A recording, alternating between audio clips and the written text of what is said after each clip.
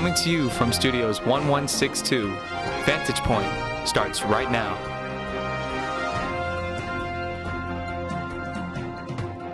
Hey Eagle Nation, and welcome to Vantage Point, where we see you. I'm Max Runninghawk. And I'm Ayana Bolton. Well, Eagles, we've made it to another break. Here's the latest news. Federal health officials are struggling to gather accurate data on the race and ethnicity of people being vaccinated against the coronavirus. The lack of information is hampering President Biden's push for racial equity in a pandemic that has taken a disproportionate toll on communities of color. Earlier this week, White House officials announced a program to ship doses of vaccines directly to a network of federally funded clinics in undeserved areas. Investigators found that the helicopter crash that killed basketball legend Kobe Bryant and 8 other people last January was most likely caused by the pilot's decision to fly into the clouds, blinding him to his surroundings and causing him to lose control of the helicopter as he became disoriented. Bryant, the retired LA Lakers basketball star, was killed when the helicopter slammed into a fog-covered hills near Calabasas, California, erupting in flames. Everyone on board died, including the pilot and Bryant's 13-year-old daughter. In school-related news, next school year, Seattle Public Schools will have a nearly $70 million budget shortfall. While next year's budget reductions will be challenging, more significant shortfalls are projected beginning 2022 to 2023.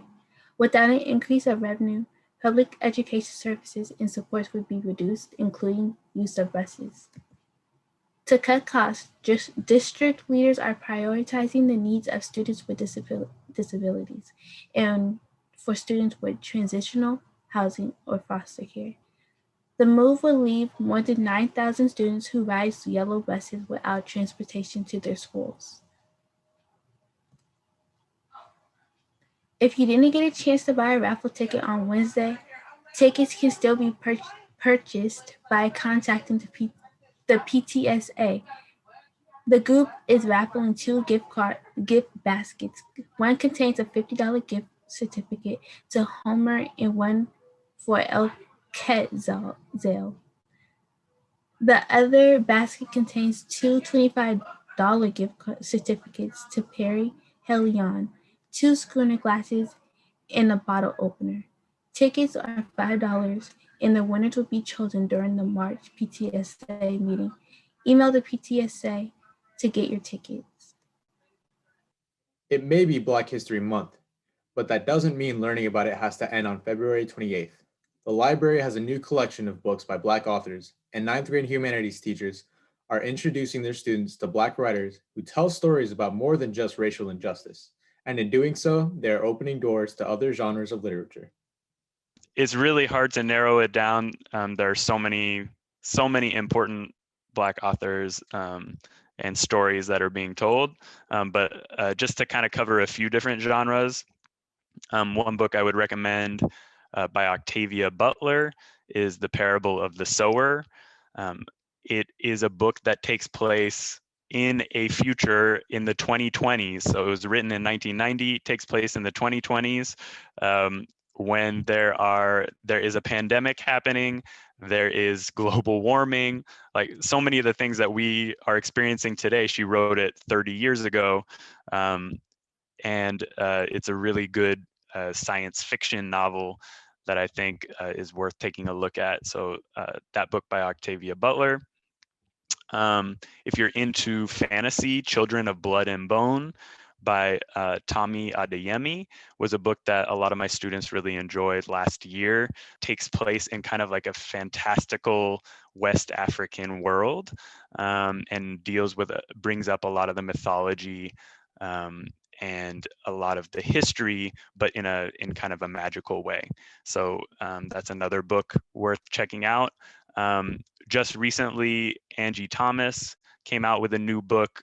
She's the author of The Hate You Give, a prequel to that book called A Concrete Rose. And that's kind of telling the story of Star's father. If you read The Hate You Give or saw the movie, that would be another interesting title to check out. Another book I wanted to bring up, Stamped by Jason Reynolds. Stamped is a book that definitely focuses on the history of racism and anti-racism, but does so in a way that really tries to make it relevant and not just a list of historical facts. So that's another book I would recommend. And then The Opposite of Always is a book, it's by Justin Reynolds, and it is a romance novel that also involves some time travel. So there's a lot to dig in there. We also talked with the school librarian, Logan Reichert, of how students could obtain a book from our school library. The easiest way is to go online to the library website, and you can search all the books that we have. We have 6,300 books in our library, and you can put any of them on hold. And if you put a book on hold, I'll bring it to the next distribution day and you can pick it up then. But basically you just log into the school website. You'll see a link to the library, and then you log in just with the same information you would to log into the school laptop. And then you find the book you want and place hold. And then I'll bring it down to the next distribution day for you. The payment window for students who are taking AP exams is now open. The exam fee can be paid via school pay. The cost is $102 per exam, and registration will close on March 5th. If students cannot afford the full $102 per exam, there is a limited supply of funding available for AP exam scholarships. Students who receive free reduced lunch and services do not have to pay AP exam fees. Email test coordinator Jen Kakuna to check your free and reduced lunch status. Today is the last day to purchase a yearbook for $50. The price will then increase to $65. If you can't afford the full balance, payment plans are available. If seniors need financial assistance, check with the school social worker, Trisha Ibarra, to see if you qualify. The University of Washington is offering enrichment courses for high school students. These online classes will start in late March and include topics like building apps, digital photography, and building your own writing skills. The registration deadline is March 15th, and courses begin the week of March 22nd. More information can be found in the weekly bulletin. We want to give a shout out to sophomore Nathan Chow, who had his article on gentrification published by South Seattle Emerald. Way to go, Nathan. If you want to read his piece, check it out at the link below. Before we go, we want to let you know that Vantage Point will go on a 5-week hiatus while our media advisor takes a medical leave. We will return in late March with new episodes. We would like to wish Ms. Scribner a speedy recovery. Well, that's it for this episode. It's been a pleasure for us to see you from this vantage point. Remember, there is no school next week for midwinter break. Students should rest up because when we return, there will be no more breaks until April. Until next time, I'm Max Runninghoff. And I'm Ayana Bolton. Stay fly, Eagles, and keep soaring on.